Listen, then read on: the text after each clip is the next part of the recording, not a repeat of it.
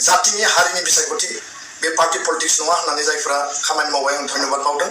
लोगोसेनो गुबुन गुबुन हारि माहारिनि आफादफोरखौबो बिथांमोननि दैदेनगिरि बिथांमोनखौबो आङो गोसो गोरबोनिफ्राय आंनि साबायखर आरो धन्यबादखौ बावबाय। बिटिसिनि थाखाय बर' हारिनि थाखाय बिदा फंबायनि थाखाय बिभिन्न जनगोष्ठीजों लाफानानै जि गासैनोबो जोङो साबायखर बावदों। देरहासारनायनि जि मोनसे मर्यादाखौ बिथांमोना लाबोनानै जयन्त बसुमतारी सार बिथांखौ कंग्रेचुलेसन हरबाय, साबायखर बावहरबाय। बिथांनि नाजानाया जाफुंथों। जोङो गोबां नाजादोंमोनब्लाबो जुजिदोंमोनब्लाबो जोंनि जुजिनाया आरोबाव खम जाबाय आरो नांबावगौ, जुजिबावनांगोन। बे आद्रा जानानै थाबाय। नाथाय रायजोनि अननाय आरो आशीर्बादा BPFखौ नागाराखै। 4,36,000निबो बारा भट लानानैब्लाबो BPFनि बिजाथि बिथां खाम्फा बरगयारी सारा जेनदोंब्लाबो रायजोनि अननायखौ आशीर्बादखौ जों मोनदों। बे गोरलै बाथ्रा नङा। दिनै बिथांमोननि सरकार दङ, बिथांमोननि थाखा फैसा, बिथांमोननि आसामनि आशीर्बाद, बिथांमोननि ओरैहाय दिल्लीनि आशीर्बादा बिथांमोनखौ दिनै बजबनानै लाबाय। जेखिजाया गोजोननाय मोनदों। 10 बोसोरनि उनाव जोंनि बे क'क्राझार लकसभाया गोमादोंमोनब्लाबो जोंनिनो आंगो बिदा, जोंनिनो आंगो न'खरनि फेमिलिनि बिटिसिनिनो सासे सारा जयन्त सार बसुमतारी बिथाङा मोनबाय। बिथांखौ जोङो बा आंनि पार्सनेल हिसाबै आङो कंग्रेचुलेसन हरबाय। आसा खालामदों बिटिसिनि थाखाय, गावनि बिदा फंबायनि थाखाय, आंखालनि थाखाय, फेमिलिनि थाखाय गावनि साननानै दिल्लीयाव बुंगोन आसा खालामदों। मोजां खामानिखौ मावलांगोन आसा खालामदों। जाफोर मावनांगौ आद्राफोर दङ रायजोनि गेजेराव मावफुंनानै दिन्थिनायखौ जोङो आसा खालामगोन, फोथायगोन।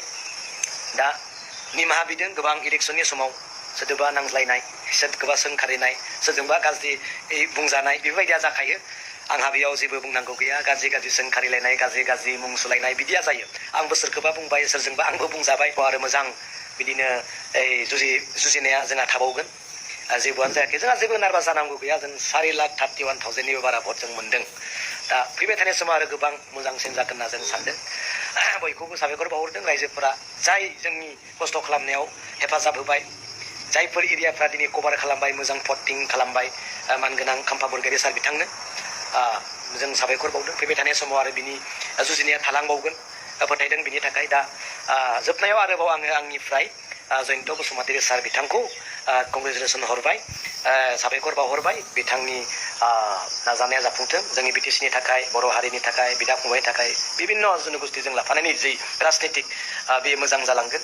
न'खरखौ मोजाङै नायगोन, गावनि बिदा फंबायखौ मोजाङै नायगोन, बेखौनो फोथायो। दुलाराय बर' फरायसा आफादा जातिनि अस्तित्व आत्ममर्यादा आत्मरैखानि बिसायख'थि हिसाबैसो नोजोर बोनानै NDAखौ जोङो UPPLखौ मदद खालामदों।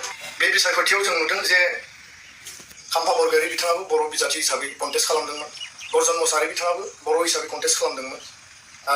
आरो डेम'क्रेटिक जे कान्ट्रिनि मोनसे जेनेरेल इलेक्सन बेयाव बयबो हानजाया कन्टेस्ट खालामनो हायो। बिथांमोनाबो मोजाङै कन्टेस्ट खालामदों आरो बिनि थाखाय आं बिथांमोनखौ साबायखर बावदों। नाथाय दुलाराय बर' फरायसा आफादा बे बिसायख'थियाव UPPL आरो NDAखौ जोङो मदद होनो बाध्य जादों। आरो कारना जाबाय जे दुलाराय बर' फरायसा आफादा बे बिसायख'थिखौ जोङो पार्टी पलिटिक्स बा जोङो पलिटिकेल दिगखौ जों नायालासिनो पलिटिक्स फर नेशन बिल्डिं, बर' माहारि दानायनि मोनसे बिसायख'थि हिसाबैसो जों नोजोर होदोंमोन। आरो बेखायनो जातिनि अस्तित्व मर्यादा आरो आत्मरैखानि जे मोनसे बिसायख'थि हिसाबै जों नोजोर बोनानै जोङो मदद होदों।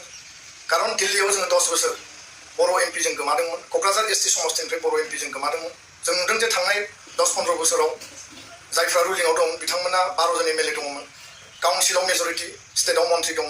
थेवबो 10 बोसोर बर' अनाबर'नि जे राजखान्थियारि जे थासारि आरो जायफ्रा रुलिंआव दङ बिथांमोनाबो बेखौ हमथानो हायाखैमोन। आरो हिरा सरनिया बिथाङा कमिउनेल पलिटिक्स बर' अनाबर' मोनसे आनरुलि टार्मेल सिटुएसन, भायलेन्सनि सिटुएसन क्रिएट खालामनानै बिथाङा देरहालांदोंमोन। दिनै जों बेखौ फिदिंनानै जोङो मोनफिनबाय आरो बे जोंनि हारिनि थाखाय, बर' माहारिनि थाखाय मोनसे देरसिन देरहानाय। आरो दुलाराय बर' फरायसा आफादा जातिनि अस्तित्व आत्ममर्यादा आत्मरैखानि बिसायख'थि हिसाबैसो नोजोर बोनानै NDAखौ जोङो UPPLखौ मदद खालामदों। गोबाङानो जोंखौ दुसिदों, गोबाङा जोंखौ सोंखारिदों। जोंहा बेयाव खुनु आक्षेप बा दुखु मोननाय जोंहा गैया। कारन बाथ्राया बेनो जे NDAनि टाइमाव बड' पिस एकर्ड, NDA एबसु UPPLनि गेजेरजों जादों। पिस एकर्डनि दफाफोरखौ रोखा आबुङै जों मावफुंनांगोन। माखासे दफाया मावफुंजाबाय। दिल्लीनि पार्लियामेन्टआव दिनै जोंहा स्टेट लाइक स्ट्राक्चार जि मोनसे काउन्सिल एसेम्बलि सेगमेन्ट, जोंहा काउन्सिल लेजिस्लेटिभ जि एसेम्बलि दङ, बिनि जि समस्ति 40थानिफ्राय 50% जोङो बानायनांगौ, दानांगौ। आरो जि पावार एन्ड फांसन 8टा जों एडिसनेल मोनदों, बेखौ जोङो साबजेक्टखौ दाजाबनांगौ लोगोसेनो कार्बि आंलं ST हिलनि इस्यु आर्टिकेल 280 125 एमेन्डमेन्ट जि पेन्डिं जानानै दङ बेखौ पार्लियामेन्टआव पास खालामनांगौ आरो बे नोजोरखौ बोनानै पार्लियामेन्टआव BTR एकर्डखौ आइननि मर्यादा होनानै मोर एरिया एक्सटेनसन मोर लेजिस्लेटिभ एक्जिकिउटिभ आरो एडमिनिस्ट्रेटिभ जि पावारखौ बांहोनाय फाइनान्सियेल पावार बांहोनाय साबजेक्ट पावार एन्ड फांसनखौ बांहोनाय बेनो जोंनि जि बे एकर्डनि मेन अबजेक्टिभ आरो बेखायनो दिनैनि टाइमाव जोङो सानै दिनै MP जों मोननो हाबाय राज्य सभायाव रबिन्द्र नार्जारि लोक सभायाव दिनै जयन्त बसुमतारि आरो बे बिथिंखौ नोजोर बोनानै जि थांनाय समनि कमिउनेल पलिटिक्स दंमोन बर' अनाबर'नि पलिटिक्स दंमोन बे दिनै जोब्बाय आरो दिनै शान्ति पिसफुल मोनसे परिबेस आरो बे पिसफुल परिबेसाव जोङो दिनै बर' हारि दानायनि दाफामफिननायनि निर्माणनि थाखाय जोङो आगान सुरदों दिनैनि दुलाराय बर' फरायसा आफाद बर' हारिनि जि थांखिया उद्देश्यआ जाबाय बर' हारिनि आद्रा थानाय एजेन्डा इस्युखौ जोङो मावफुंलांनांगौ BTR एकर्ड इमप्लिमेन्टेसन खालामनांगौ शान्तिखौ जोङो जेब्लाबो बाहाल लाखिनांगौ एकर्डनि गेजेरजों मोननाय अनुस्थान प्रतिष्ठान इनफ्रास्ट्राक्चार स्कुल कलेज इउनिभार्सिटि बेयाव जौगानायनि जिखिनि हाबाफारि दङ डेभेलपमेन्टेल जिखिनि एक्टिभिटि दङ बेखौ लानानै जों हाबा मावलांनांगोन जोङो नोजोर बोदों जे दिल्लीनि पलिटिक्सआ सानै जि MP बर' हारिया दिनै मोनबाय बे जाबाय बर' हारि दानायनि पलिटिक्स जागोन बेयाव खुनु पार्टि पलिटिक्सनि बाथ्रा फैनो नाङा आं बे बाथ्राखौ बुंदों काउन्सिलाव स्टेटआव गावबागाव हानजाया पलिटिक्स गेलेगोन जोंहा बुंनो गोनां गैया खिन्थु दिल्लीयाव सानै MPआ जेब्लायबो बर' हारि दानायनि BTR एकर्डनि आद्रा दफाफोरखौ मावफुंनायनि थाखाय आरो लोगोसे बर' हारिनि इस्यु एजेन्डाखौ लानानै बिथांमोना खामानि मावलांगोन जोंहा गोथौयै आत्मबिश्वास दङ आरो बेखायनो 10 बोसोरनि जि मोनसे जोंनि आखेब जोंनि जि खुद्रिनाय जोंनि जि गोमानाय बेखौ दिनै जों फुलफिल खालामनो हाबाय जों नुदों दि दिनै दिल्लीयाव रावबो मेजरिटि मोननो हायाखै एलायन्सनि दिनै NDAनि सरकार थार्ड टाइमनि थाखाय मदि बिथाङा दानो थांगासिनो दङ आरो बेखायनो दुलाराय बर' फरायसा आफादा बर' हारिनि जानानै आरो हारियाव जिखिनि जोंनि ओनसोलखौ बड'लेण्ड BTRखौ जि जौगानांगौनि थाखाय गासै बिथिङाव मोनसे माने आबुं महरै